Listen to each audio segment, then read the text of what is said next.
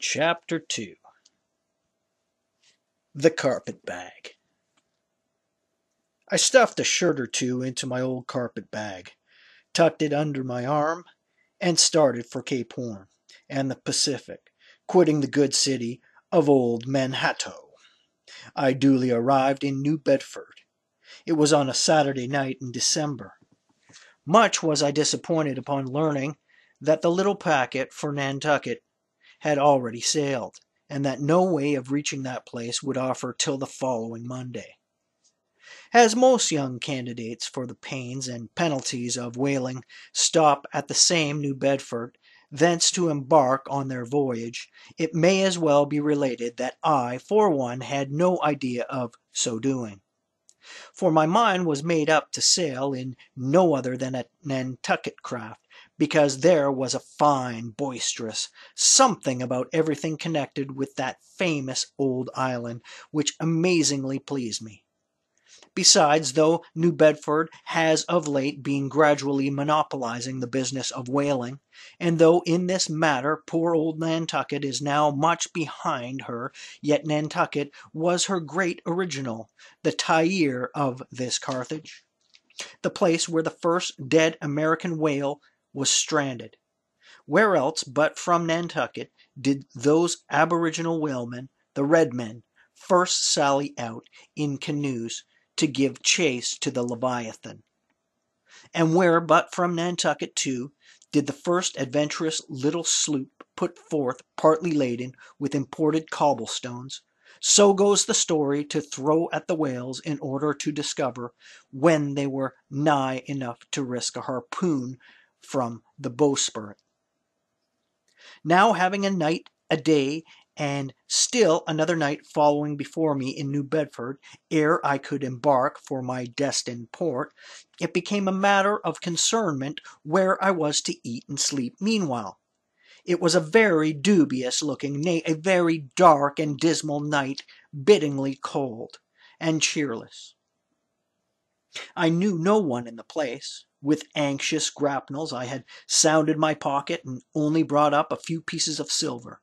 So wherever you go, Ishmael, said I to myself, as I stood in the middle of a dreary street shouldering my bag and comparing the gloom towards the north with the darkness towards the south, wherever in your wisdom you may conclude to lodge for the night, my dear Ishmael, be sure to inquire the price, and don't be too particular. With halting steps I paced the streets and passed the sign of the crossed harpoons, but it looked too expensive and jolly there. Further on, from the bright red windows of the Swordfish Inn, there came such fervent rays that it seemed to have melted the packed snow and ice from before the house, for everywhere else the congealed frost lay 10 inches thick in a hard asphaltic pavement, rather weary for me when I struck my foot against the flinty projections, because from hard, remorseless service the soles of my boots were in a most miserable plight. Too expensive and jolly again, thought I, pausing one moment to watch the broad glare in the street and hear the sounds of the tinkling glass within. But go on, Ishmael, said I at last, don't you hear?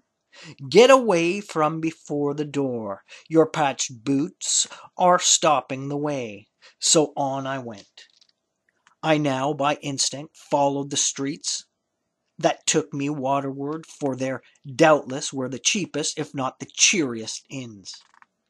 Such dreary streets, blocks of blackness, not houses, on either hand, and here and there a candle, like a candle moving about in a tomb. At this hour of the night, of the last day of the week, that quarter of the town proved all but deserted. But presently I came to a smoky light proceeding from a low, wide building, the door of which stood invitingly open. It had a careless look, as if it were meant for the uses of the public. So entering, the first thing I did was to stumble over an ash-box in the porch. Ha! thought I. Ha! As the flying particles almost choked me. Are these ashes from the destroyed city Gomorrah? But the crossed harpoons and the swordfish. This then must needs be the sign of the trap. However, I picked myself up and, hearing a loud voice within, pushed on and opened a second interior door. It seemed the great black Parliament sitting in Tophet. 100 black faces turned round in their rows to peer, and beyond a black angel of doom was beating a book in a pulpit. It was a Negro church, and the preacher's text was about the blackness of darkness, and the weeping and wailing and teeth-gnashing there. "Ha, Ishmael," muttered I, backing out, "wretched entertainment at the sign of the trap." Moving on, I at last came to a dim sort of light not far from the docks, and heard a forlorn creaking in the air, and looking up saw a swinging sign over the door with a white painting upon it, faintly representing a tall straight jet of misty spray, and these words underneath: "The Spouter Inn, Peter Coffin." Coffin? Spouter? Rather ominous in a particular connection, thought I. But it is a common name in Nantucket, they say, and I suppose this Peter here is an immigrant from there. As the light looked so dim, and the place for the time looked quiet enough, and the dilapidated little wooden house itself looked as if it might have been carted here from the ruins of some burnt district, and as the swinging sign had a poverty-stricken sort of creak to it, I thought that here was the very spot for cheap lodgings, and best of pea coffee. It was a queer sort of place, a gable-ended old house, one side palsied, as it were, and leaning over sadly. It stood on a sharp bleak corner, where that tempestuous wind, Euroclydons, kept up a worse howling than ever it did about poor Paul's tossed craft.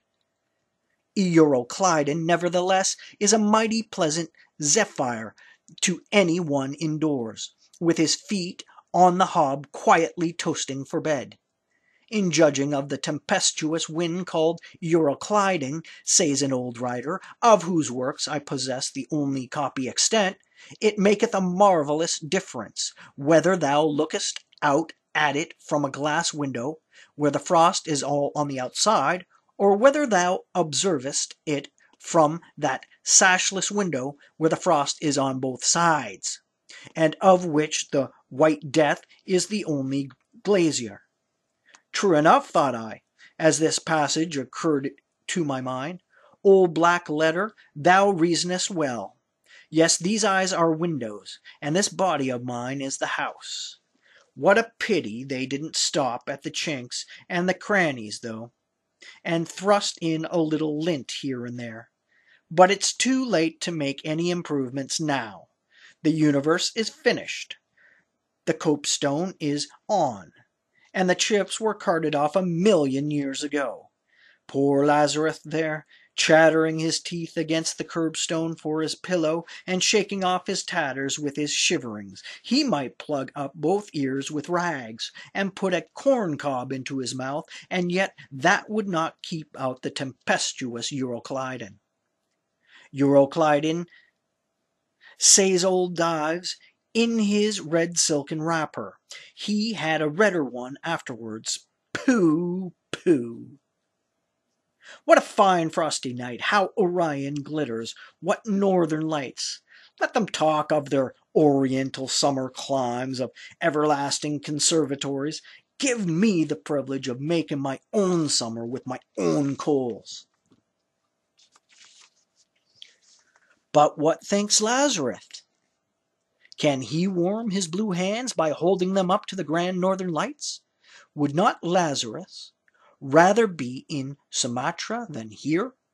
Would he not far rather lay him down lengthwise along the line of the equator? Yea, ye gods, go down to the fiery pit itself in order to keep out this frost?